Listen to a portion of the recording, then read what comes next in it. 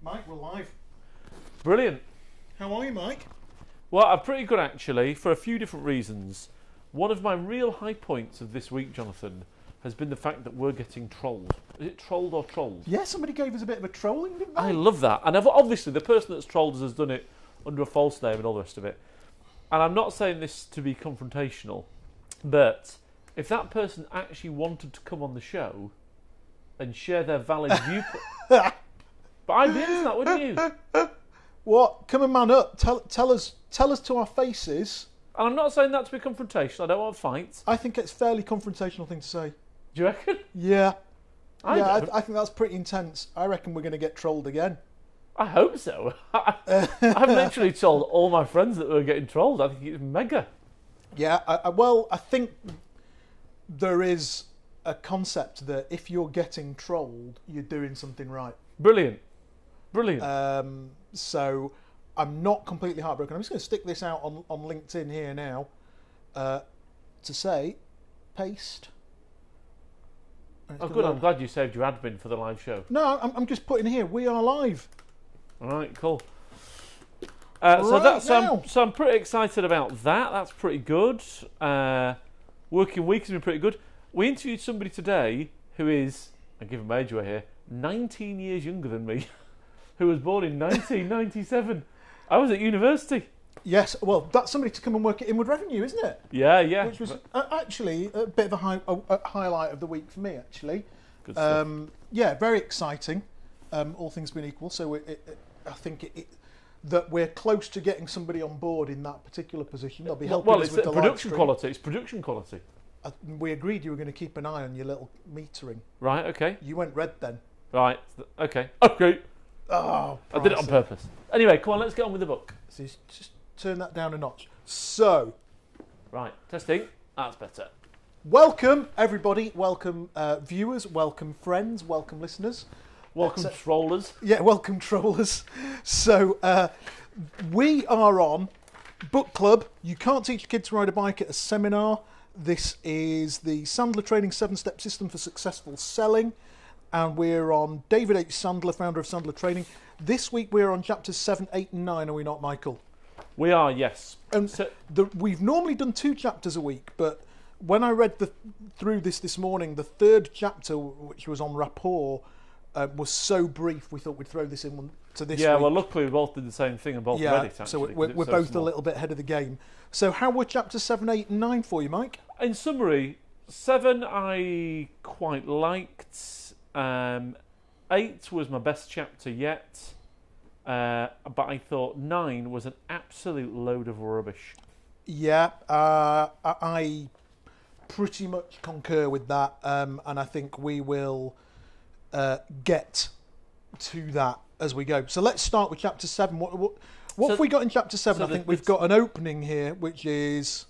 Let's have a look. The title is, Can Asking Questions Be the Answer? And I thought, that's a good start. Yeah, and his opening gambit is, if you want to escape the traps of traditional selling and surpass your best performance of the team, learn the reversing technique as soon as possible. When you do, you'll stop telling and you'll start selling. David H. Sandler. So the fact, can asking questions be the answer? Yeah. You know, if all you did was turn up at an appointment and ask questions, you'd be all right. Well, you could turn up to an appointment and ask one question, which is a one-word question, which is why. And I've got to tell you, you'd be better than the vast majority of salespeople.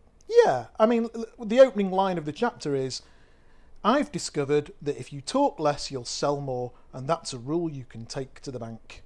Yes. And then he talks about traditional sales trainers have created a problem, and how he said, I think this line about how traditional sales trainers have created a problem because they teach people to talk. It's very old-fashioned, that. Yeah, I think that's a very dated He's referring to IBM pitch, really, but... Pitching, elevator pitching, blah, blah, blah. Actually, you've got to take it into context as when it was written. Yeah, I think it reads like an old book in certain contexts there, doesn't it? And then what he talks about, traditionally trained salespeople talk 70% of the time in front of a prospect when they ought to talk less than 30% of the time. And I put... I actually wrote a note here saying, my concern is that a lot of people aren't taught how to listen. Yes, that's a very fair point, actually. That's a very good point. You know, well, you and I have both been Samaritans. Correct. Number one place to learn how to listen. couldn't agree more. You know, if somebody ever said to me, "What's the best sales training money can buy on this earth?" I would say it's Samaritans. Yeah, you've got to go and be one. Yeah, you've got to go and be one, and you've got to commit to it for at least a year. But Sounds cynical, but I'll tell you what, you'd be a much better salesperson because miles better, infinitely superior salesperson. Why? Because you really learn how to actively listen. Yeah. And that, I think, a lot of this chapter is that. So he then goes over to the next page where he talks about the surface of the water. And again, you know, I tend to reference this quite a lot week on week in terms of NLP, and I look at this through my NLP lens. You've skipped one actually. Have I skipped a page? A little bit. Go on, go ahead, Mike. I tell you what, I keep getting through this book, these sort of little cynical references. Questions flatter the prospect and show your interest. I read that and thought, you're really cynical, Sandler. Yeah. Really cynical. I really dislike that about him and how he writes the book. And the more I read it, the more I do think it's a good book actually, and it's a good system. But the more I really dislike him. Ooh. Really What, you've not bonded with him? Not in any way at all. As much as Jordan Belford and all the criticism you can pour at that. By the way, Jordan, thanks for connecting to me on LinkedIn. Yes. And Mike. Yes, I think you connected to me first and found you by other people looked at. But actually, I just think the guy's so cynical. I don't know how he had a professional career as a salesman.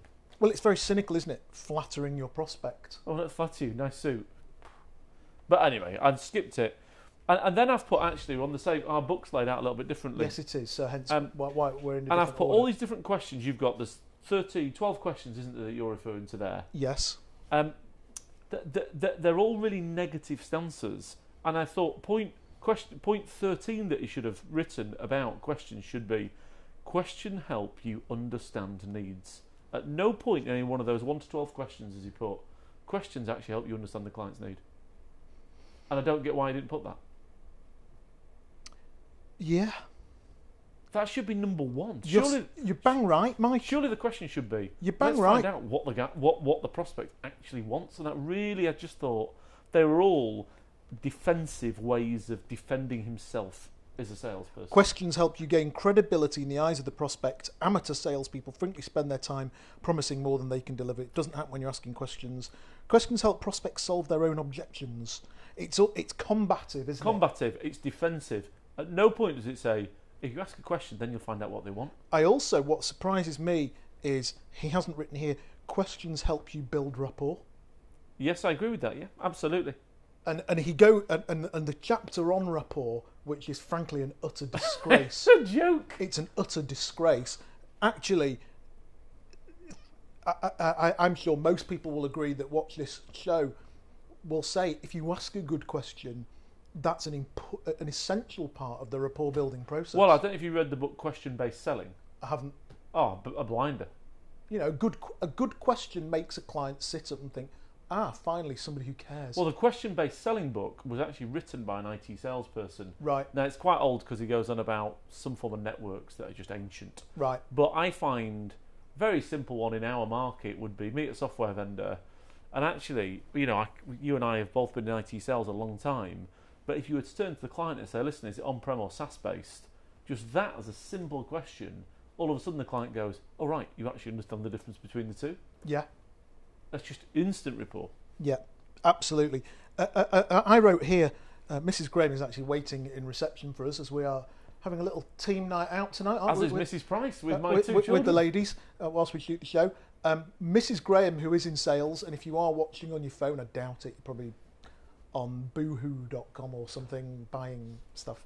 But Mrs. Graham often says to me, if I could write a sales book, it would be called Shut Up and Close. Yes, she's got a swear word in it, but she's right. Yeah, it would be good. And Mrs. Graham's book would be called Shut Up and Close, and her whole point is just shut up, listen, and then close at the end, and you'll be all right. And I think that's what he's getting at here, really, isn't it? Yes, 100%. But he doesn't talk about listening. He talks about reversing, and he talks about it in almost He talks about controlling the client in a cynical way. Yeah, I mean, I wrote here. There's a little part here. I'm just going to hone in on my face because it's so handsome. He put here a little role play bit. Will this software package work with Windows? That's an interesting question. Why do you ask? I'm wondering just how difficult it will be to run in Windows. That makes sense, but can I ask why that's important to you? Prospect. because all other programs I've tried to run in the latest update haven't worked easily. And do you know what? I'm not averse to that. Yeah, he's talking about not creating your own objection there, really. Yes, he's saying he's saying if you ask and you keep reversing and you drill deeper into the conversation, then you can avoid dropping yourself into a deep objection that then is difficult to get out of because you were talking too bloody much in the call. I get it. And I'm not averse to that, and I'm not sat here at any point saying that's rubbish. It's not. In fact, it's excellent. And in fact, do you know what? I wrote the top of the day book this morning, Why Do You Ask? To prompt myself to see if I could work that into some questions and see what kind of responses I got. So I'm with him. But actually, I think that this is a bit of an old technology, and I have a couple of objections, which is the way he talks about some of the techniques. For example, controlling the interview, pressure-packed moments, situations you can't handle, testing the water. He talks about it like he's invented the microchip. He probably had at that time, though. Yeah, okay, maybe contextually, yeah, all right. But actually, what I'm interested in here, and what worries me is, I think there's too many, the magic wand reverse, the U-start reverse, the off-the-record reverse, the change of pace reverse, the reverse. Yeah. You've skipped out there something I quite liked, actually, where he's got a little bit of role play. Prospect, the price is too high. Salesperson, which means... I sort of quite like that, actually. I thought they were... Yes, but what I wrote here was reflective listening and probing. Prospect, the price is too high. Okay, I'm hearing that you feel the price is too high. Well, it's just listen, pause, clarify, isn't it? Well, not even that. Shut up, reflect it. Just wait and see what happens. Reflect and shut up. I wrote, actually, listen, pause, clarify next to that same bit. So, I get it, but I think some of it's a little bit confrontational, and it could be handled in exactly the same way with actually some just good reflective listening skill. I agree. And then I've gone on here, actually. So one of the subtitles is the exception to reversing. And it goes, the prospect goes, how much is it? And then at that point, he's put, don't antagonise the prospect, answer the question. Yeah. I was glad he put that, actually. Yes. Because at some point, answer the question. Well, I think last week I mentioned that I got vexed with a salesperson that tried a reverse on me. Yes. And I got vexed in the initial reverse. And my actual response was, because I want the answer. Yes, absolutely. And I've written here, so many golf clubs in the bag, but most people only ever use their driver and their 5-iron anyway. Yeah. And I think he's given us a lot of golf clubs here. He's given us a full set of 14, hasn't he? Yes, it'd be very difficult to learn that. That's what my concern is. I think they're good.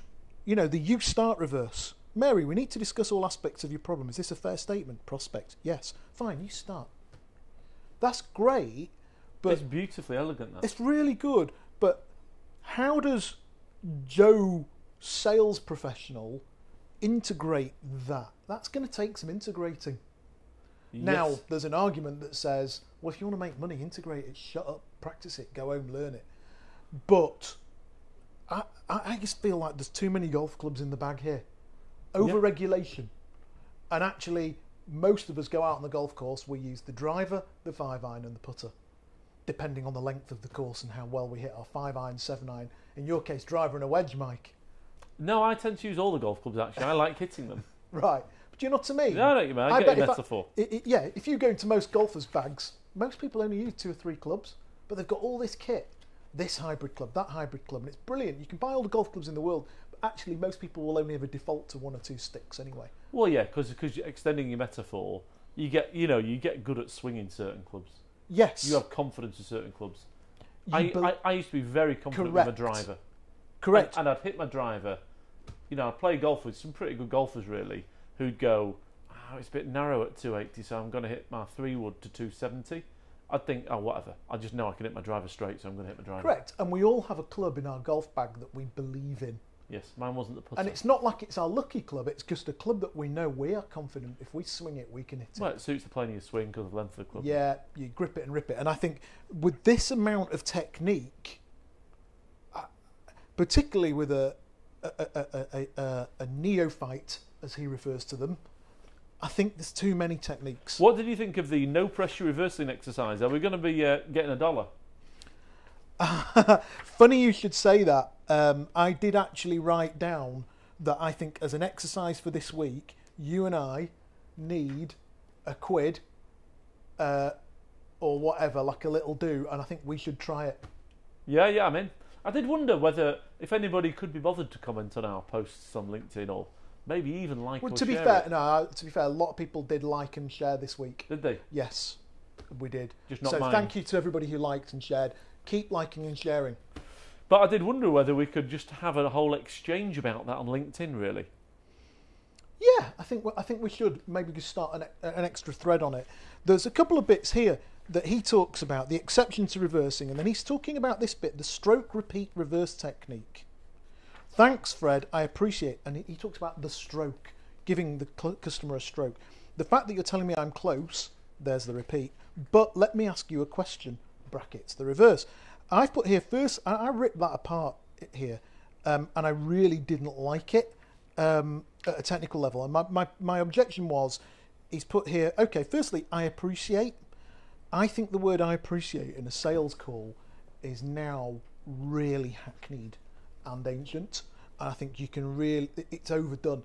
Customers know it's coming. They know, I appreciate what you're saying there. We know it's coming.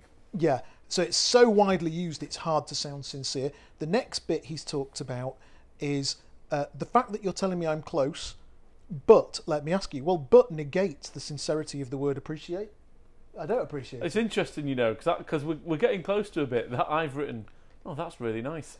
Yeah, and then he then says, but let me ask you a question, which I then don't like, which is the fact that... Well, you're asking to ask a question. Thank you. And if you ask to ask a question, you've then made the question much bigger than it ordinarily would have done had you just come out with the question. Yeah, I agree completely, yeah. So I was really concerned about that. But I do like the fact that what he's doing is he's addressing elephants in the room. Well, that's a precursor to his upfront contract, isn't it? Yes. Which I do... But I can't remember what chapter a that is, lot but of I've read this it. reverse stuff is about being direct about what's happening there and then in the conversation.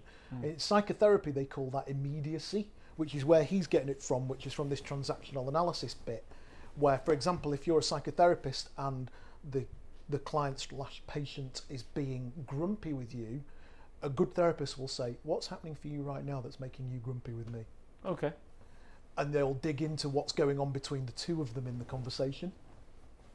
And I think what your man David Sandler's getting at here is being immediate, for example. So if the client's being resistant, he's getting at being a little bit more, what's happening for us here that's not working? And I sort of respect that a little bit, and that he's saying drill, go deep.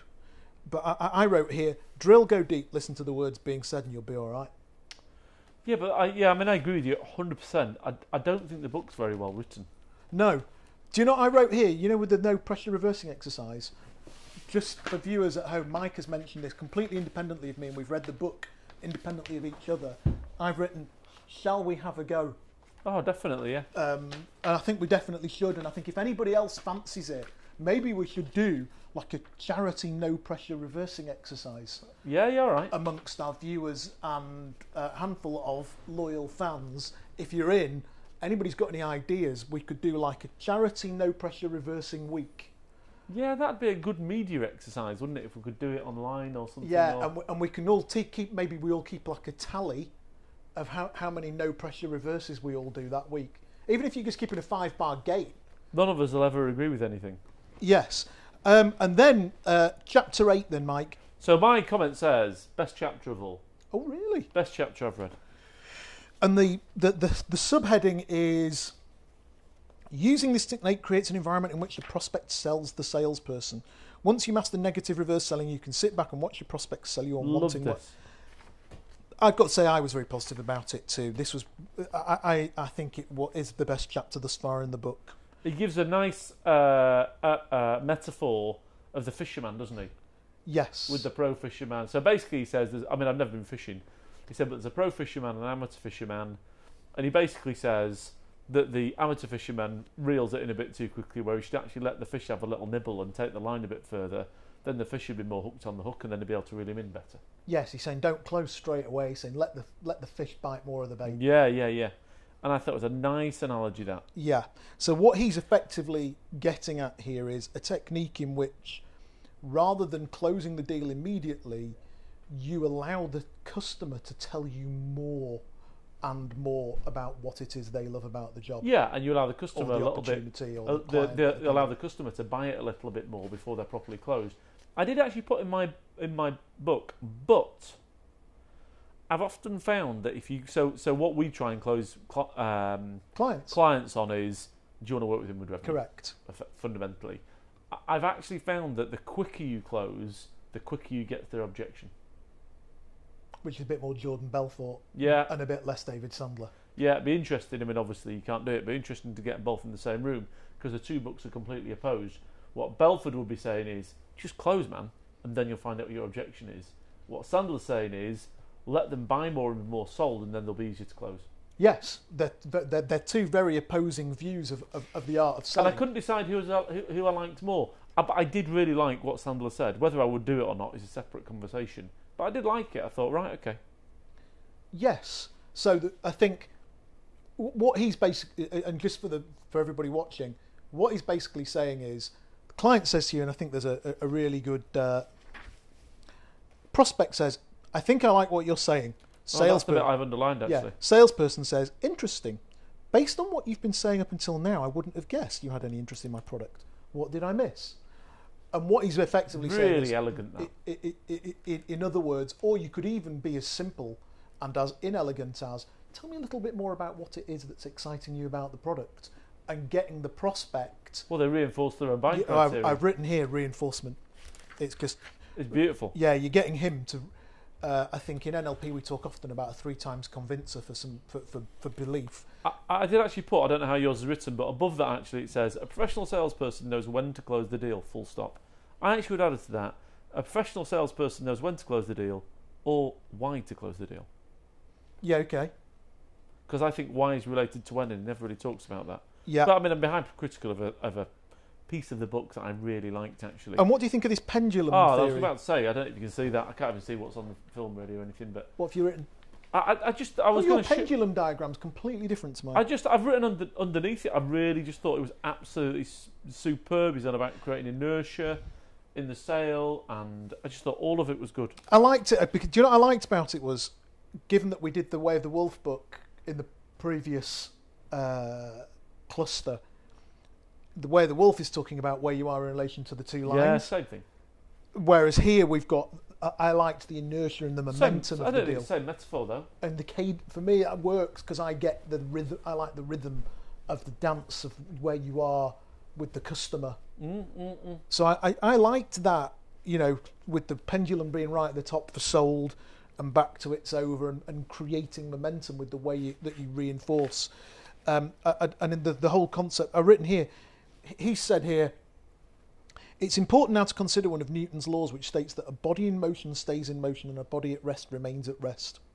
Combining this principle with negative reverse selling gives you an enormous advantage in every sales meeting, and I wrote, love that. I agree completely. Yeah, and you know, if we all think as salespeople, how many deals have you lost because it just lost an emotional momentum? Yeah, 100%. Well, I always look, you know this, for when I'm trying to sell to clients, I always look for a changing cadence of it. A rhythm. And the minute the cadence has changed, I think I've got a problem here. Yeah. There's a rhythm. I'm sure people will agree, in every deal that you win, doesn't matter whether you're selling recruitment services to a prospect or whether you're selling... Well, we sell legal software. Yeah, data analytics software to somebody in the banking sector. There's a rhythm with which that interaction moves. Somebody's going to write a book one day on maintaining that cadence or that rhythm and getting in rapport with I wonder, for rhythm. example, you know, we're about to head into the darkest depths of August here, and we all know the whole world disappears over the next few weeks. Well, I put on LinkedIn, I'm going to become French. Yeah. I think they've got it right. But I wonder how many deals just drop out through lack of that pendulumic. Or I wonder how many salespeople are smart enough to know that's going to happen. Yeah, and close before the holiday, or at least instinctively smart enough. Yeah. But anyway, I like that. I thought it was absolutely excellent. Yeah, and you know, he's written here, I really like your service. That's fine. However, are you sure you've given this enough thought? Brilliant. I mean, it takes nuts to do that. But do you know but what? If you weren't going to get it, you weren't going to get it, were you? Yeah. And how often have we had a client or a customer say to us, yeah, it's great. Yeah, brilliant. So what? Okay, sure you thought about it. Why is it great? Well, he's going to go on about that being wishy-washy, isn't he? Yeah. And he said, with that gentle negative reverse, the salesperson moves below the prospect. No pressure, no threat, just reassurance in the beginning of establishing rapport. And I think that is true. You know, we've done it with clients where you often gain rapport with the reverse. For example, Mr. Client, this candidate, there's something not right here. Well, you have to say, well, I think that's different, actually. I think you gain rapport because you tell the clients the truth. Yes. And I think that honesty and that. But what he's saying is the honesty and the professionalism of, are you sure you're happy with that? You've thought this through properly. Well, do you remember years ago? It was with a company. I probably shouldn't name them, so I'm not going to. Called Future Master, and I said to the guy at the time, I said, I really don't think you ought to. I said to both candidate and client, I'm not sure about this. I really don't think you ought to progress. I don't think this is right. Now they ended up hiring the guy, and he was there for 5 years. So. But maybe the reverse made them talk themselves. Yes, but I wasn't doing it on purpose. I just didn't think it was the right thing to do. I didn't think they should do it. When I was reading this morning, I did think of a number of occasions in which I've actually honestly tried to talk either a candidate or a client out of going for a job, and it's ended up going against me. And I think I've realised it was actually I've inadvertently reversed a subtle reverse. Yes. Yes. Yeah. So I like it, and I've got to say I will use it. Yeah, and then we got on to well, my next notes are. One around, so get rid of a bomb, diffuse it before it blows. Yep. Now, I've got to say, that is what you always do. Something that you'll find if you do with Jonathan or I is, you will feel like I gloss over everything and don't look at the individual points. I actually do. But I don't necessarily get stuck into each one. Johnny is hard work to get past first base, the first objection. You find every little bump in the road and try and flatten it out as you go. I'm a big fan of looking the devil in the eye with a client. At all points. Yeah, really big fan of that. And I think, it's different styles, obviously. Yeah. But I put that, and I put JG always does this. I'm a big fan of knowing what my objections are probably going to be before I walk into the meeting. And if I think it's an elephant in the room, I'll say, listen, let's talk about the elephant in the room, and just getting it out there. Yeah, you're right. 100%. A big fan of that. Right, and then we're on to chapter 9, which is called Good Morning, Sir. Oh, God. So why? Do you want to start with why you hated this? Just where do you start, really? The start of the chapter, it says something about there's two versions of this successful bonding and rapport, and then literally about 4 lines in it says, so here's the short version: always make the prospect or customer feel more okay than you feel. That's it. End of story. You can read on if you want or not if you don't. Can I interject? I wish I hadn't read on. What he's referring to here, in a very glib way, I've got to be careful because the guy, I think, he's no longer on this. And as much as we knock it, he's a top guy. And actually, I've really enjoyed certain parts Brilliant of it. Book, This part of the book. What he's referring to is a book called I'm OK, You're OK. I've never heard of that. Which is a distillation for the Joe Public of transactional analysis and this concept of okayness. Right. It might be, I might have a little flick through it this weekend so I can bring it into conversation and reference it next weekend. So he's talking about this okayness concept. My first issue is I don't think really he has talked enough about that conceptually for the reader of this book to grasp it. Well, what's interesting, Johnny, is I didn't know that until you just told me. Yeah, he's nowhere near it. And I've read a few sales books. He's nowhere near it. But I mean, I underline this. The way people get to feel okay about themselves is to find someone who is more not okay than they are. I just thought, what? Yeah, but that will make sense if you read I'm OK, You're OK. Well, hands up, how many of you have ever read that before? I've never heard of it. Well, the only reason I know about it is because I've got a mate, I told you last week, whose mum was a relationship therapist. Sex therapist. We used to read the case files, and she was all about TA. And never heard of it. And he went through loads of therapy, and it was all TA. So he will often talk about his okayness and your not okayness, right? And me being in my parent and him being in his child ego state, and how I need to perhaps address my child more. And I've had 20 years of him talking to me about it. But by and large, I don't think that is really great stuff, and I don't think it's of any use to a salesperson You know, if we had a new young consultant in here tomorrow learning about building rapport, I would not give them that. Yeah, exactly. And then the next subtitle is Amateur Salespeople Are for the Birds. And I just wondered about this, whether this is part of his dummy routine. It felt a little bit like it was. Well, he talks about don't appear to be Mr. or Ms. altogether. Some part of it, he says, when you're leaving the office and you know it's right, turn left. And I thought, I'm just not going to do that. No. I'm not going to try and appear dumber than I am. I don't get it. No. And maybe it's our market. Maybe in our market... Well, full of alphas, aren't we? Necessarily whether alpha male or alpha women, there's a lot of alphas in it. Yeah, sometimes... I think in our market people want to deal with smart people and know what they're doing. Yeah, but I do in general. If I go to Curry's, I want the fella that's selling me a telly to know more about it than I do. Yeah, and I don't... Do I want him to be less okay than me? No.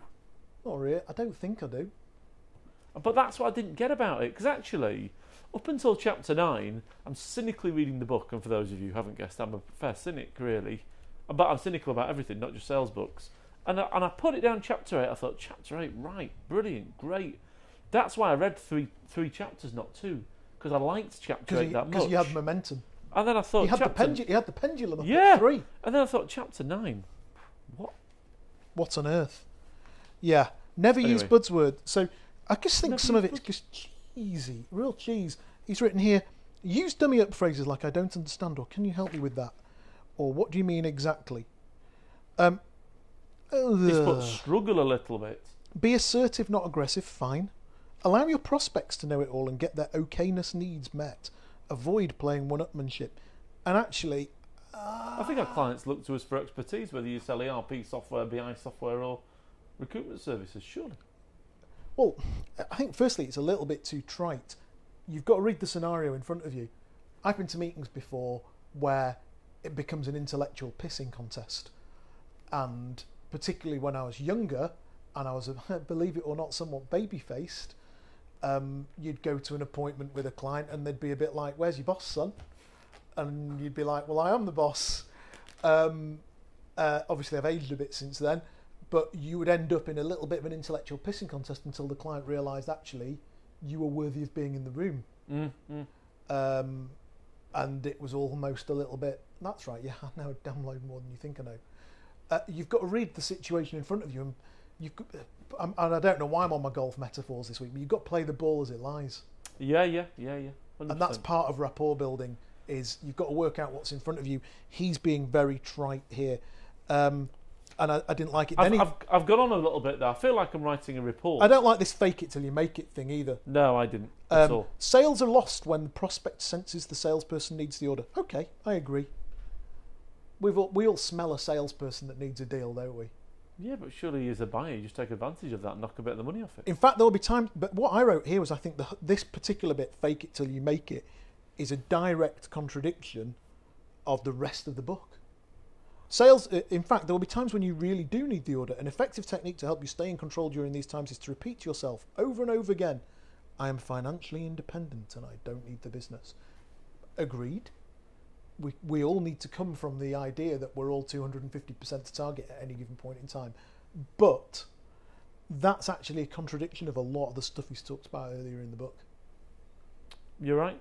Now I do feel like I'm writing a report card on his book here, because further on under what is rapport, I mean a lot of it I don't like actually, but I put, now we're talking, this is better, David.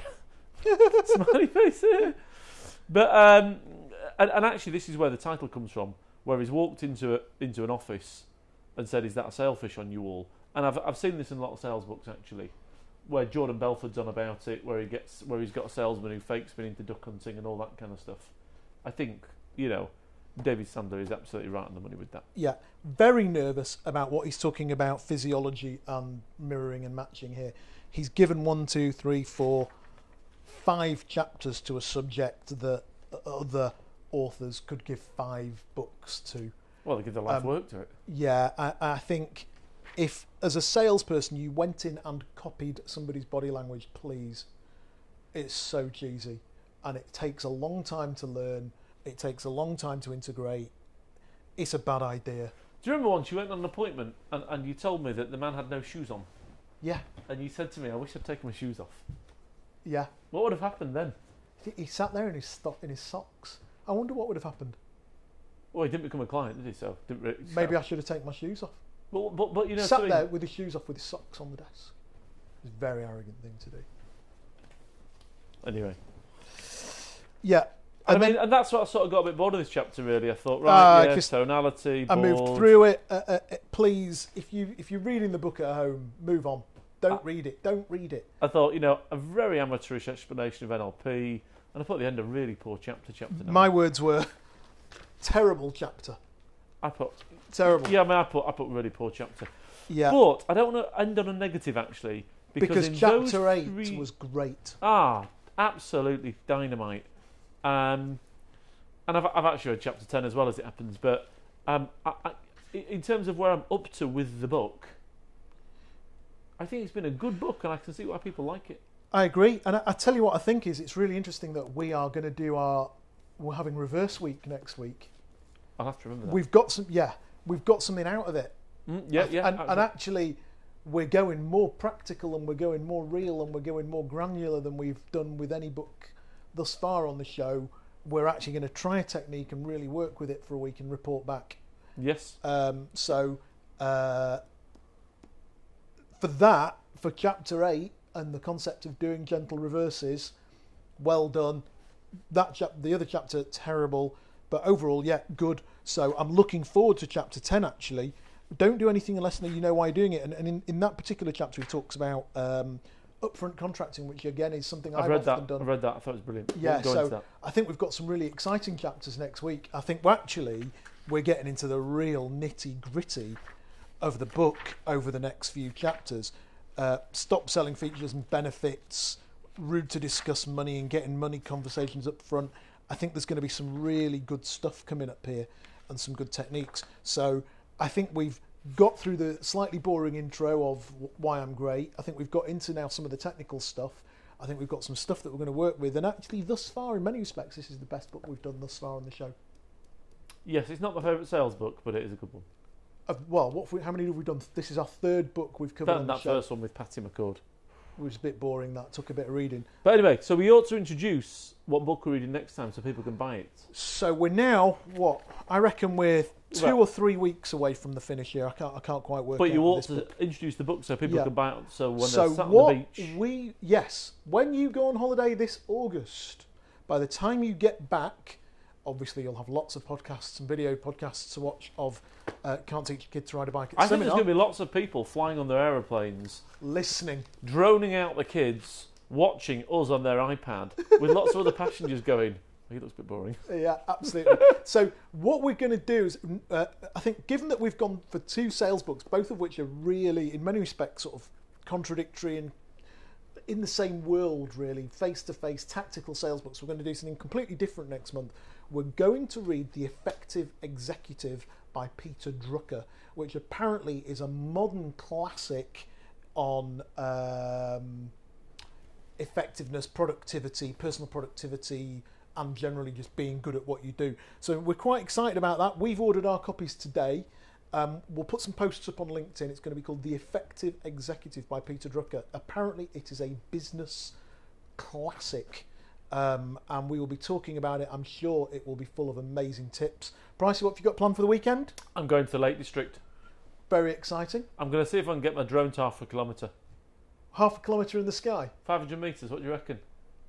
On YouTube, there's people with the DJI Spark way higher than that. Well, how high have you had yours? I bet you haven't had it 500 metres. About 200 last week in Mallorca. Wow.